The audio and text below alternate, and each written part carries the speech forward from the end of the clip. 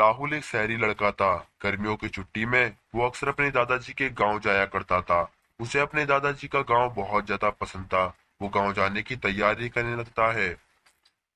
अले खूब सारे कपड़े ले जाता हूँ। सारी गर्मी की छुट्टियाँ अपने दादाजी के साथ गुजारूंगा गांव में। और ये बोलकर वो अपने गांव आ जाता है। उसके दादा उसको देखकर काफी खुश हो जाते हैं। अरे मेरा प्यारा बच्चा, कितना बड़ा हो गया है। तुझको देखने के लिए आंखें तरस गई थी। चल अंदर जाके आराम कर ले। तू सफर कर कर थक गया होगा। मैंने तेरी मनपसंद सब्जी भी बनवाई है।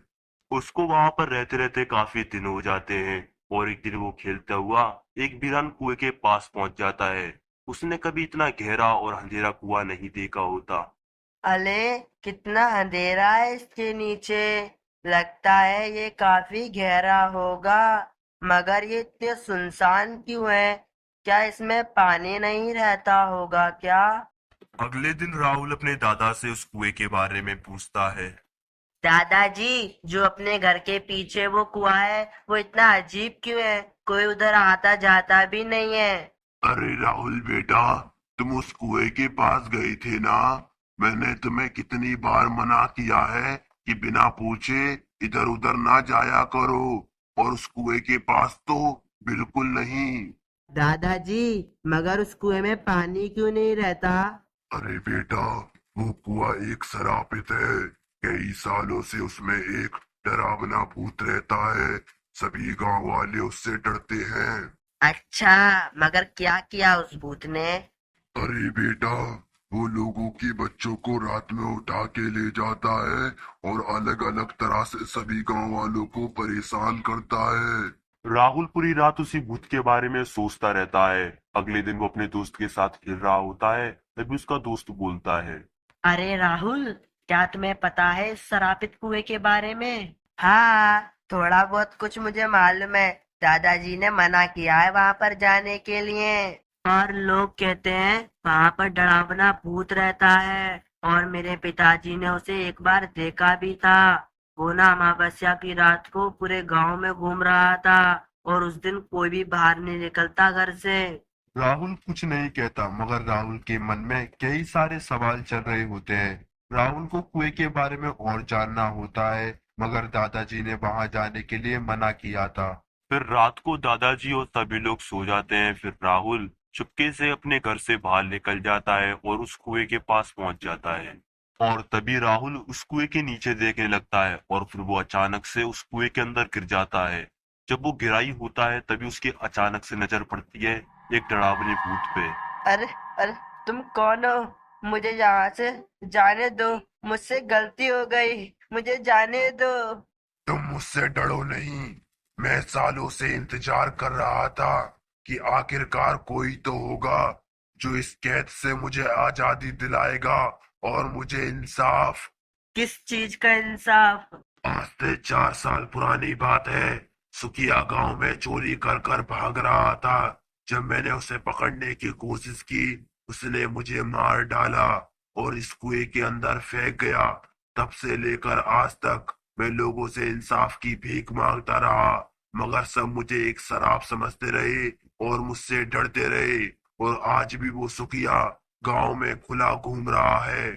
मगर तुमने किसी से क्यों नहीं कहा? तुम्हारे पास तो शक्तियां भी हैं। तुम चाहे तो सुखिया की सच्चाई सभी गांव वालों के सामने ला सकते हो। मगर मेरी कोई बात ही नहीं सुनने चाहता। सब मुझसे डरते हैं, मुझे बहुत बुरा मानते हैं। अगर तुम अच्छे हो तो गांव में हादसे क्यों हो रहे हैं? वो सब कौन करता है? शायद गांव में कोई दूसरा भूत या चुड़ैल है जो गांव में ऐसा कर रहे हैं। मैं इस कुएं के बाहर नहीं जा सकता, इसलिए मुझे ज्यादा कुछ नहीं मालूम।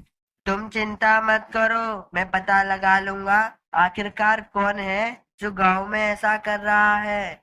राहुल अपने मन में ठान लेता है कि वो उस भूत को इंसाफ दिला के रहेगा और भूत भी समझ जाता है कि आखिरकार ये वही शख्स है जो मुझे इंसाफ दिलाएगा। और वो भूत उसको कुएं से बाहर निकाल देता है। फिर राहुल सभी गांव वालों को उस कुएं का रहस्य बताता है, मगर उसकी बात का कोई यकीन नहीं करता। अब क्या हम शहर के आए हुए बच्चे की बात पर यकीन करेंगे क्या? हमको सब मालूम है उस कुएं के बारे में। बहुत नुकसान किया है उस कुएं की आत्मा ने हमारे गांव का। ऐसा कैसे हो सकता है? वो तो बहुत ज्यादा लाचार है, भला वो ऐसा क्यों करेगा? फिर गांव में घटनाएं क्यों होती हैं? कुछ जवाब है तुम्हारे पास? राहुल गांव वालों की बातें सुनकर काफी सोच में पड़ जाता है। कुएं में जो भूत है वो तो निर्दोष है, फिर आखिरकार कौन है जो इतना नुकसान भी कर रहा है और सबको डरा भी रहा है। और यही पता करने के लिए वो रात में घर से निकल जाता है। तभी राहुल की नजर एक चुड़ैल पे पड़ती है। वो सुखिया के घर की ओर जा रही होती है। राहुल भी हिम्मत कर उसके पीछा करने लगता है। तभी वो चुड़ैल सुखिया के घर के अंदर चली जाती है। राहुल भी उसकी खिड़की के पास खड़ा हो जाता है। तभी राहुल को अंदर से कुछ आवाजें सुनाई देती हैं। राहुल उसके अंदर देखता है। आज तो चुड़ैल के बेस में मैं गांव वालों का बहुत बड़ा नुकसान कर कर आया हूँ। सभी लोग मजबूर हो जाएंगे पूजा पाठ करने के लिए, और कुएं में पड़े उस भूत की ताकत और भी ज्यादा कम हो जाएगी, और वो कभी उस कुएं से बाहर ही नहीं निकल पाएगा। हा हा हा। और मेरी हकीकत किसी के सामने भी नहीं आएगी। अच्छा, ये है वो जो गांव में नुकसान कर रहा है और इतने सारे हादसे भी। इसको तो मजा चकाना पड़ेगा। राहुल सुखिया का पीछे करने लगता है। फिर राहुल तभी गांव वालों को आवाज देकर बुला लेता है, और सुखिया पेड़ के पीछे खड़ा हुआ ये सब देख रहा होता है। अरे राहुल, इतनी रात को शोर क्यों मचा रहे हो? कहीं इधर भूत ना आ जाए। आहा, क्या मिलना चाहेंगे अपने भूत से? राहुल पेड़ के पीछे जाके सुखिया को ले आता है। ये देखकर सभी गांव वाले हैरान हो जाते हैं। अच्छा, ये सब किया धरा इस सुखिया का था जो हम सालों से भुगत रहे थे। अरे इसको तो चौराहे पे ले जाकर आग लगा देनी चाहिए। मुझसे गलती हो गई, मुझे माफ कर दीजिए, मुझे जाने दीजिए। तेरी गलतियों की कोई माफी नहीं। पता नहीं तूने हमारे गांव वालों का कितना नुकसान किया होगा। और यही नहीं, इसने मोहन अंकल की भी जान ली थी और उनकी लाश को ले जाकर कुएं में फेंक दिया। वो तो निर्दोष है और यही था जो भूत बनकर गांव में डराया करता था। मगर इसने मोहन को क्यों मारा? ये बात इसी से पूछ लीजिए, खुद ही बताएगा अपने मुंह से। फिर सभी गांव वाले मिलकर सुखिया को कड़ी सी कड़ी सजा देते हैं, और कुएं वाले भूत को वो मुक्ति दिला देते हैं, और सभी गांव वाले मिलकर राहुल का शुक्रिया अदा करते हैं।